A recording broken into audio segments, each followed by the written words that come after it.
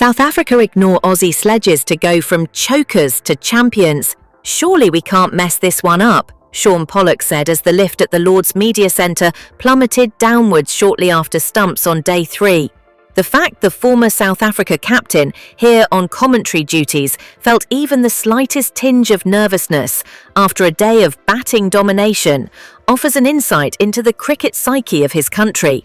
In other words, there still was a chance the Proteas, who carried the moniker as professional sport's biggest chokers, could somehow contrive to make a dog's dinner of scoring 69 runs to win the World Test Championship, WTC.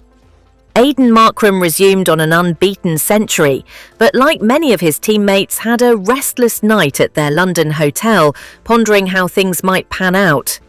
Even the sleeping tablets he took could not help him switch off.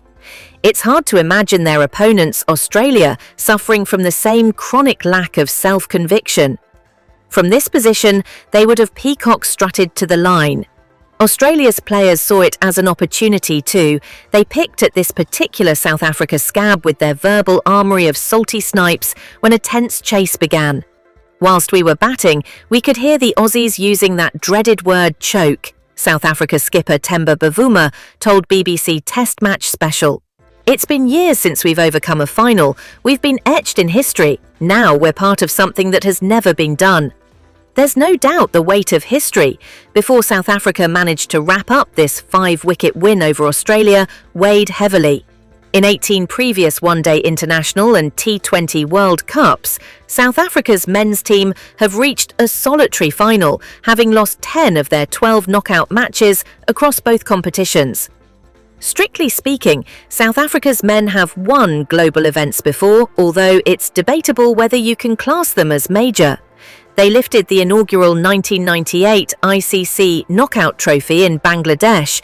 The tournament was later rebranded as the Champions Trophy by the International Cricket Council. Earlier that same year, South Africa defeated Australia in the final of the Commonwealth Games played in Malaysia. Although, having netted in underground car parks in Kuala Lumpur and been fascinated by the size of Jonah Lomu's lunch, perhaps the tournament was approached in a more leisurely fashion. This was just the third iteration of the WTC, but you only had to witness the number of Saffers who came through the gates at Lord's and the tears from Keshav Maharaj afterwards to sense what going from chokers to champions felt like. It would be great to never hear that word choke again. That's for sure, said Markram, who went to the stands and downed a pint of beer with an old-school friend to celebrate. To have got the job done and to get rid of that, it's a big thing for this team. Australia's sledging perhaps masked some of their own struggles as they build towards hosting.